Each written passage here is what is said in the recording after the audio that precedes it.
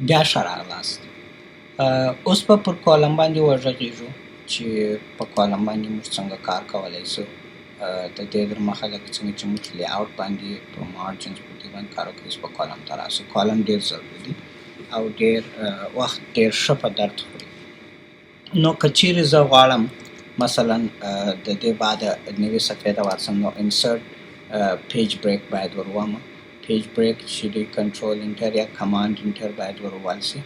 نو د هغه دپاره زه دا لیکم او دلته زه غواړم چې 2 کالمه جوړ سي. 2 کالمه په دا صفحه باید په 2 حصو باندې تقسیم سي. که څنګه تاسو دلته زه اوس کاپي پیسټ یو خط وکړم، نو دی په هغه کالم په مابینځ کې څومره د دې خط کش په مابینځ کې ښکاره کوي فاصله د هغو د دواړو کالمو په مابینځ کې. دا دوهم کالم ته راتلل او دلته خط نشته کول، د دې دپاره تاسو کولی سئ چې انسرټ کالم بریک ورکړئ یا کنټرول شفټ انټر ووهئ. نو کنټرول شفټ انټر چې وي دوهم کالم ته رالاست، دلته بیا دا دوهم کالم خط هم نشته کولی سئ. نو دا رقم تاسو کولی سئ چې دا صفحه پر 2 کالمز یا پر 2 حصو باندې تقسیم کړئ. د ټیبل د جوړولو ضرورت نشته. نو بیا تاسو کولی سئ د یوې خواته پښتو، د بلې خواته انګلیسي یا پښتو یا دري یا ترجمه د یو شي کولی سئ چې راسته او چپه سره نوشته کړئ. دا سو کالم. اوس به ورسو کالم ته او هغه نور کم چې کالم آپشنز ته به ورسو، مور کالمز. ښه، کالم ته چې رالو هغه یو کالم خو دی اول ساري، 2 کالمه سول، 3 کالم، هر څو کالمه تاسو کولی سئ. چې 3 کالم وکړل، لیفت ټو رایټ کالم بیا داسې دی چې د چپه د بیا کوچنۍ راسته بیا غټي یا راسته کوچنۍ چپه بیا غټي. مثلا کولی سئ چې د یو توري نوشتهیې او راسته خواته پر هغه باندې تفصیل نوشتهیې یا جمله نوشتهیې، نو هغه مال بیا ستاسو په درد خوري. څو کالم دې پکار دي مینولی خپل هم ورکولی سئ، هر څو کالم چې پکار وي هغه څو دی دلته درو پورې کړ دی، خو خپل چې مارڅوم پکار وي. او د کالم په مابینځ کې ریښې ته هم پکار دی چې دوی سره جلا کړي. نو دا ریښې ته ورکولی سئ او د کالم په مابینځ کې دغه سپیس چې دوی دواړه څونه فاصله لري، څونه باید لري، دا هم ورکولی سئ. او دا سیکشن یا د دې وروسته باندې یا دا سیکشن باندې پر دا باندې زه دا خبرې کوم. د دې وروسته هم کولی سئ او ورته ویلی سئ چې نور ډاکومنټ کې که موږ کالمونه جوړول د هغه رقم یې باید خپل طریقه یې ټوله باید په یوه رقم وي. نو اوس چې راوړو دا په خیته باندې سره جلا شول او دا فاصله د کالم په مابینځ کې تاسو کولی سئ چې لږ ډېری هم دلته خپله کولی سئ، که نه په هغه ځای چې ما دروښیي په کالم آپشنز کې مور کالمز کې دلته هم تاسو کولی سئ چې کالم نمبر یې ډېر کړي او سپیسینګ یې په مابینځ ډېر کړي او دا کالم باید څو نمبردار وي هغه هم نمبر والی سي. ښه، بیا راځو په لاین نمبرز ته. لاین نمبر دا خیتې دا 1 2 3 4 5 دا رقم د خالي خانې هم په اصل کې د کمپیوټر دپاره خیتې دي شمیرېږي.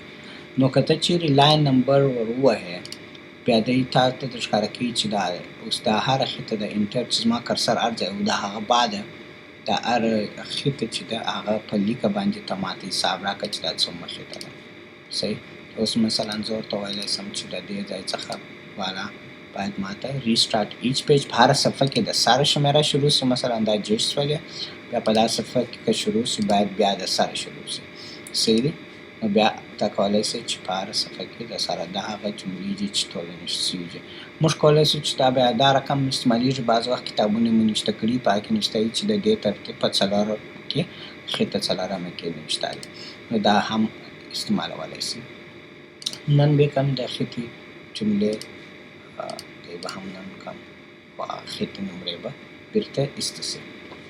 انډنټ خو موږ وویلی چې لیفت رایټ مثلا دا خط په ټیب باندې یا په انډنټ باندې موږ کولی سو چې لیفت ټو رایټ ته وڅکو.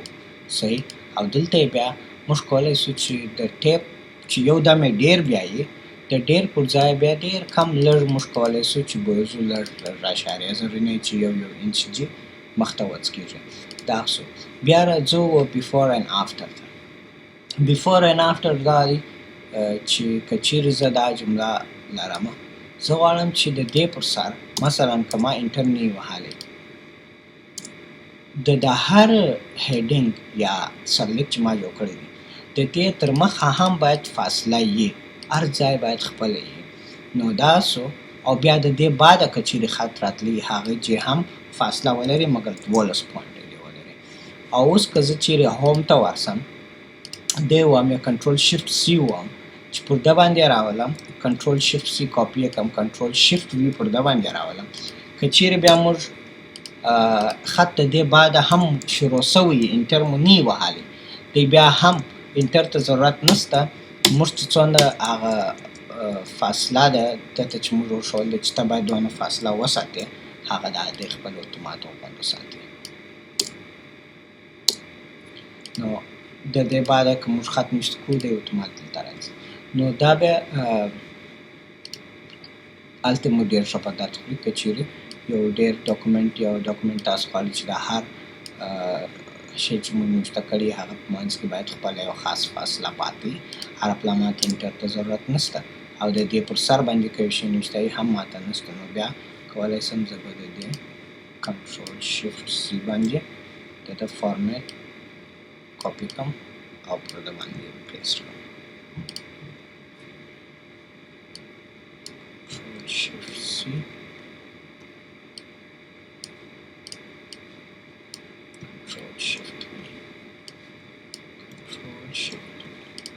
اوس اتومات ما ضرورت نشته زه انټر ووایم. دا سو بیفور اینډ آفټر